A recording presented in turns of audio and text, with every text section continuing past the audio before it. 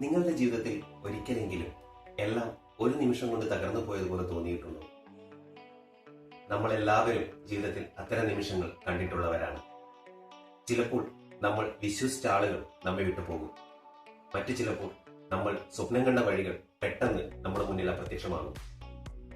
ചില സമയങ്ങളിൽ ജീവിതം തന്നെ നമ്മോട് ചോദിക്കും, ഇനി നീ എന്തു ചെയ്യാൻ പോകുന്നു എന്ന്. അപ്പോൾ നമുക്ക് രണ്ട് വഴികൾ മാത്രമേ ഉണ്ടാകൂ.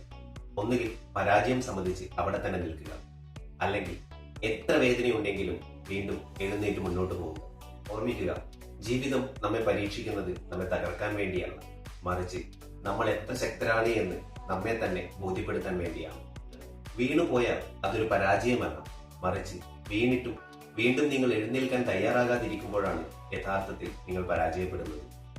ഇന്ന് നിങ്ങൾ ഏത് പോരാട്ടത്തിലാണെങ്കിലും ഒരു കാര്യം ഓർമ്മിക്കുക, നിങ്ങൾ കരുതുന്നതിലും എത്രയോ മടങ്ങ് ശക്തരാണ് നിങ്ങൾ. ഇന്ന് നിങ്ങളുടെ ഈ വേദന തന്നെ നാളെ നിങ്ങളുടെ ഏറ്റവും വലിയ ശക്തിയായി മാറും.